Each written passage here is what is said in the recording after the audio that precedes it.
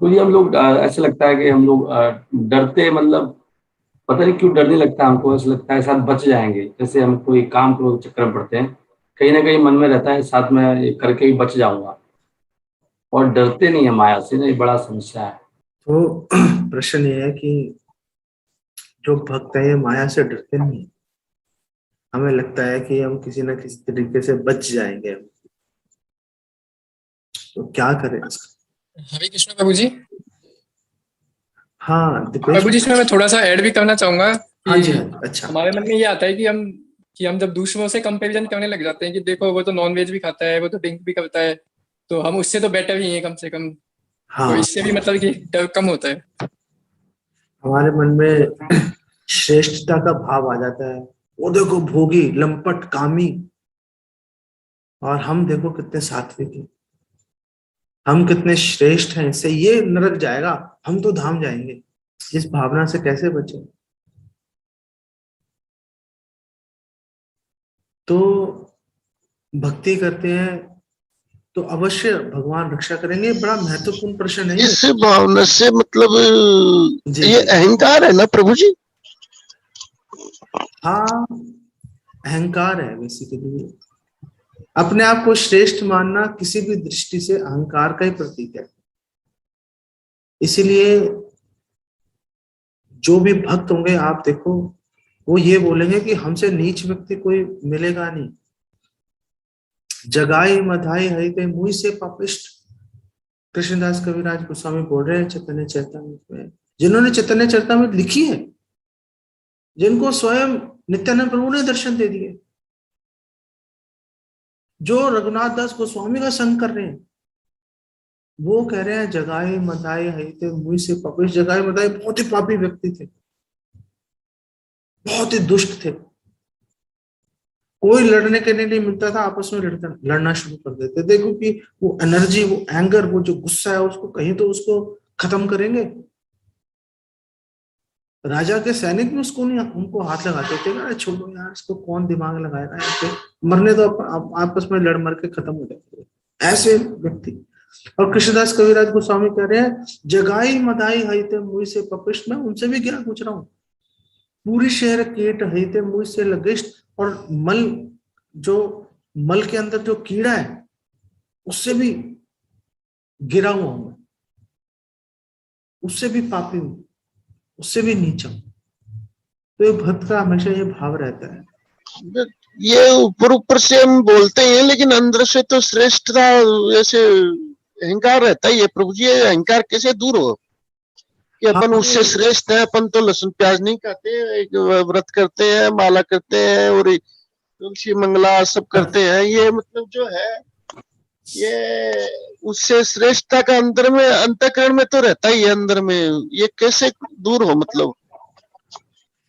तो हम ऊपर ऊपर से बोलते रहते हैं ये बात, डिवोटीज बोलते हैं "ओ, मैं तो आपका दास हूं, मैं नीच हूं", लेकिन अंदर से श्रेष्ठता का भाव तो रहता ही है। इसको कैसे दूर करें, यही बेसिकली प्रश्न है। तो मैं आपको प्रयास करता हूँ इसका उत्तर देने के लिए कि आ, पहली बात यह है कि हम भौतिक प्रकृति से हम क्यों नहीं डर रहे। हम ये सोचते हैं कि ओ भगवान, अब तो हम भक्ति में आ गए, भगवान हमारी रक्षा कर ही लेंगे, भगवान हमें छोड़ेंगे थोड़े ना। तो भगवान अवश्य रक्षा करेंगे। एक बार अगर किसी ने बोल दिया तब अस्मि इति च याचते, अगर किसी ने एक बार बोल दिया हे भगवान मैं आपका दास हूं, तो भगवान उसको कभी नहीं छोड़ते, हमेशा भगवान उसकी रक्षा करते हैं। लेकिन अगर हम कुछ गलतियां करते हैं, कुछ हमसे गलतियां हो जाती हैं, तो ऐसा नहीं है कि हमें उसका परिणाम नहीं भुगतना पड़ेगा। आप जय विजय को देखो, भगवान की भक्ति में लगे हुए, भगवान की सेवा में लगे हुए हैं, वैकुंठ के अंदर ही खड़े हुए हैं, लेकिन चार कुमारों के प्रति अपराध किया तो उनको कितनी, उनको नीचे आके उनको भुगतना पड़ा, तीन तीन चार चार बार उनको जन्म लेना पड़ा उनको। हिरण्याक्ष, हिरण्याकशिपु, हिरण्याक्ष, रावण, कुंभकर्ण, और शिशुपाल दंत वक्र 3 बार आए, फिर चौथी बार अपनी मर्जी से भी आए जगाए मधाई के रूप में। तो ये करना पड़ता है उनको, अगर गलती करेंगे उसका परिणाम भी हमें भुगतना पड़ेगा, हमें आना पड़ेगा यहाँ, हमें भगवान के विरुद्ध कार्य करने पे मजबूर होना पड़ेगा, और फिर भगवान हमारी रक्षा करेंगे, फिर भगवान हमें वापस ऐसी तरकीब लगाकर, ऐसी योजना लगाकर भगवान हमें वापस अपने धाम लेके आए। आप अभी मरीचि के 6 पुत्रों को ही देख लो, तपस्या कर रहे हैं, भक्ति कर रहे हैं, वेद उच्चारण कर रहे हैं, हर चीज हो रही है, लेकिन ब्रह्मा जी का अपमान कर दिया बस। वो अपमान करने की वजह से देखो, पहले कालनेमी के पुत्र के रूप में जन्म हुआ, फिर कालनेमी के हाथों, कंस के हाथों अपना वध उनको सहन करना पड़ा, फिर सूतल लोक में जाके पड़े रहे वहां पर, और फिर भगवान ने उनकी रक्षा की, भगवान उनको वापस, भगवान ने योजना बनाई उनको भगवत धाम, उनको वापस उनके उस स्थिति में, पूर्व स्थिति में स्थित करने के लिए। तो हमें हमेशा इस बात का स्मरण करना, रखना पड़ेगा कि भगवान रक्षा अवश्य करेंगे, इसमें संशय नहीं है, लेकिन भगवान हमें दंड भी देंगे हमारी गलतियों की। क्यों दंड देंगे? हमारे को सुधारने के लिए और दूसरों को शिक्षा प्रदान करने के लिए। दोनों दृष्टिकोण से भगवान ये कार्य करते हैं कि देख लो भाई, सब लोग देख लो, सब लोग देखो इसको, ये इसने गलती की थी, देखो इसको क्या फल भुगतना पड़ा। और जब तक दंड नहीं मिलता, जब तक पनिशमेंट नहीं मिलती, तब तक सुधार होता नहीं है, तब तक सुधार होता नहीं है। दंड भगवान देंगे तो जाके हमारा दिमाग ठिकाने आए। तो अब हमारे पास ये विकल्प है, ये ऑप्शन है हमारे पास में कि हम लोग थप्पड़ खा के, भौतिक प्रकृति के ठोकर खाकर, सताए जाकर हमारा दिमाग ठिकाने आएगा, या हम हमेशा इस बात को याद रख के भौतिक प्रकृति से हमेशा डर के रहेंगे। ये नहीं कभी भक्त को सोचना चाहिए यार अब तो हम कृष्ण भक्ति में, माया क्या बिगाड़ लेंगे, माया क्या बिगाड़ लेंगे। जैसे ये सोचेंगे माया तुरंत पकड़ लेती है। जीसस क्राइस्ट के जो अपोस्टल्स थे, उसमें से एक अपोस्टल थे, अपोस्टल मतलब उनके डायरेक्ट शिष्य थे जीसस क्राइस्ट के, उनका नाम मुझे ध्यान नहीं आ रहा। उन्होंने बोला जीसस क्राइस्ट को कि मैं कभी आपको भूलूंगा नहीं, और जीसस क्राइस्ट ने बोला कि अगली सुबह होने तक तू 3 बार मुझे भूलेगा, 3 बार भूलेगा मेरे को। तुमने ये लाइन बोल दी ना तो मैं आपको कभी नहीं भूलूंगा, 3 बार भूलेगा। और उसी टाइम पे उनको जीसस क्राइस्ट को कैप्चर कर लिया और उनको बोला कि तुम भगवान की निंदा कर रहे हो, गॉड की, चलो सूली पे लटका दो। और कौन कौन है इसके साथ में, कौन कौन है इसके साथ में, उनको पकड़ो। तो ये वहीं भी खड़े हुए थे जो अपोस्टल थे उनके। तो सारे सिपाही पूछ रहे थे, तो एक सिपाही ने इनसे पूछा, हाँ भाई तुम साथ हो क्या? नहीं जी नहीं, मैं तो उनके साथ नहीं हूँ। 3 बार पूछा, 3 बार पूछा, तीनों बार मना कर दिया उसने कि नहीं जी मैं तो उनके साथ नहीं हूँ। इसलिए कभी कभी हमें ये क्लेम नहीं करना चाहिए, हमें कभी ये मन में नहीं विचार लेके आना चाहिए कि माया हमारे पे क्या प्रभाव डालेगी। अब तो भगवान कृष्ण की भक्ति में आ गए, अब तो देखी जाएगी, भगवान रक्षा करेंगे अपने आप, हमें क्या लेना देना। बिल्कुल गलत बात। पहली बात यह है कि हम लोग भक्ति में आए हैं भगवान कृष्ण की सेवा करने के लिए, उनसे सेवा लेने के लिए नहीं आए। हाँ जी हम आ गए, अब रक्षा करो हमारी। क्यों हम भगवान को ऐसा बोलेंगे? हम भगवान को ऐसा नहीं बोलना चाहते। हम तो ये सोच रहे हैं कि भगवान की सेवा कैसे करें। बलि महाराज ये पूछ रहे हैं कि आप प्लीज बताओ मैं आपकी क्या सेवा करूं, मुझे आज्ञा दीजिए कुछ, आप मुझे कुछ आज्ञा दीजिए। यमराज जी के पास भगवान कृष्ण गए थे, बोले आप मुझे आज्ञा दीजिए क्या करूं। सब लोग भगवान की उपासना करने के लिए, भगवान की सेवा करने के लिए तत्पर है, हम भगवान से सेवा ले क्यों? ये बात सोच के चलेंगे तो फिर हमारे मन में ये विचार आएगा कि माया से डर के रहने में ही भलाई है। हम भगवान को क्यों बोले हमारी रक्षा करो? हम भगवान के एंजॉयमेंट में, भगवान के सुख में हम क्यों बाधा बने? हम नहीं चाहते कि भगवान हमारी रक्षा करने के बारे में भगवान को सोचना पड़े। हम नहीं चाहते। हम ऐसा वातावरण बनाना चाहते हैं हमारे अंदर जितनी क्षमता है कि हम भगवान की अधिक से अधिक सेवा कर पाए। भगवान हमारे बारे में क्यों सोचेंगे? भगवान को हमारे बारे में नहीं सोचना चाहिए। हम कुछ भी नहीं है।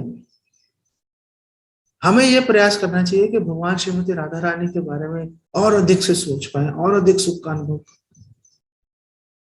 ये सोचकर हमें माया से भयभीत रहना चाहिए कि अगर मैं माया से भयभीत नहीं रहा तो भगवान कृष्ण को हो सकता है आना पड़े मेरी रक्षा करने के लिए।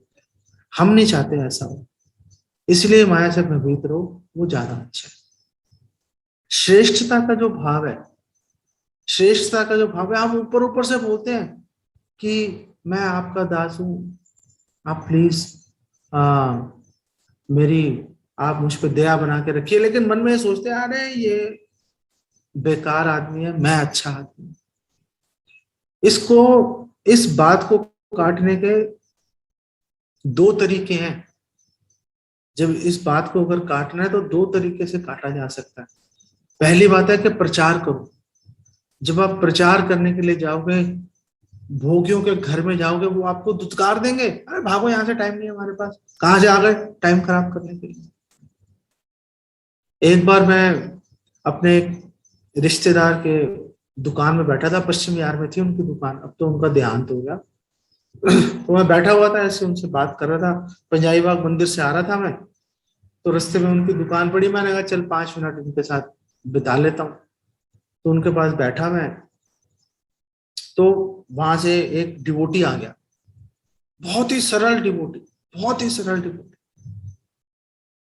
वो आया था, भगवत गीता डिस्ट्रीब्यूट कर रहा था वो हर दुकान पे जाके। तो इनके पास भी आया, आप ले लो, भाग जाए ऐसे। मैं सामने बैठा हूं, उनको पता है मैं इस्कॉन डिवोटी हूं, भाग जाए ऐसे, भगा दिया उसको। मुझे बहुत गुस्सा।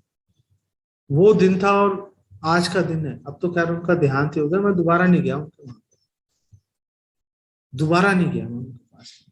उसी समय मैंने उनसे संबंध खत्म कर दिया। हाँ, आप मतलब एक भक्त आ रहा है और आपके कल्याण के लिए आ रहा है, आप उसको गाली गलौज कर रहे हो, तो वो जो भक्त है, जो जा रहा है प्रचार के लिए और उसको असफलता मिलेगी, लोग धुतकारेंगे, तो उससे मन में दीनता की भावना है कि ये अनुभव होगा कि हम असहाय हैं। और उस समय हम भगवान से गुहार लगाएंगे, हे भगवान आप प्लीज हमारे सहायता कीजिए ताकि हम प्रचार कर सकें। तब जाके दीनता की भावना आए कि हम नहीं कर पा रहे हैं। और दूसरी बात यह है, मैं बिल्कुल संक्षेप में बता रहा हूं आपको, दूसरी बात यह है कि हमें वरिष्ठ वैष्णवों के मार्गदर्शन के अंदर हमें सेवा करनी चाहिए।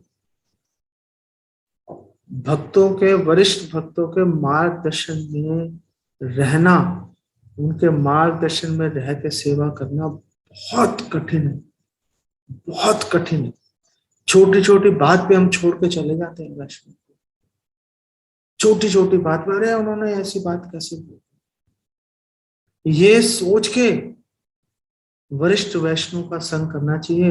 गला कट जाएगा, कुछ छोड़ के नहीं जा सकता, क्योंकि इन्होंने मुझे भक्ति में लगा रखा है, इनसे मुझे सेवा प्राप्त होगी। ये दो कार्य अगर हम करेंगे तो समय बीतने के साथ साथ धीरे धीरे जैसे समय बीतेगा, वैसे वैसे जब वरिष्ठ वैष्णव आपका शोषण करेंगे, लगता है शोषण करने को करते हैं। एक माता जी हैं दिल्ली में, उन्होंने मेरे पास गौर निताई के विग्रह हैं, उन्होंने बहुत सेवा की उन विग्रहों की। उनको पेंट करवाया, उनके लिए ड्रेसेस बनवाई, और बहुत उन्होंने मतलब इतनी सेवा की कि मैं उनका वो जो उपकार है उतार नहीं सकता। लेकिन मन में ये भावना आ सकती है इतनी सेवा करने के बाद, ओ देखो मैंने इतने काम किए, इन्होंने मुझे 1 सेकंड में इन्होंने मुझे मना कर दिया किसी काम से, क्या फायदा हुआ मुझे इतनी सेवा करने का? क्या फायदा हुआ? सेवा का लाभ जो होता है वो अधिक सेवा होती है। अगर आपको सेवा करने का अवसर मिल जाए, सेवा करने की अगर आपको अपॉर्चुनिटी मिल जाए, तो उस अपॉर्चुनिटी के लिए धन्यवाद हमेशा कृतज्ञ रहना चाहिए। वरिष्ठ वैष्णव का हमेशा कृतज्ञ रहना चाहिए। ये नहीं सोचना चाहिए "ओ, मैंने इतनी सेवा की, इनका इतना काम किया, ये देखो इनका व्यवहार मेरे प्रति"। ऐसी भावना मन में कभी नहीं लानी चाहिए। सेवा कुछ भी हो जाए इस संसार में, भगवान की सेवा नहीं मिलती। अगर कहीं से भगवान की सेवा मिल रही है, गला कटवा के ले लो सेवा, तो बचोगे, तो भगवान के धाम जाने का अवसर प्राप्त होगा। नहीं तो कोई उम्मीद नहीं है, ये संसार ही ऐसा है।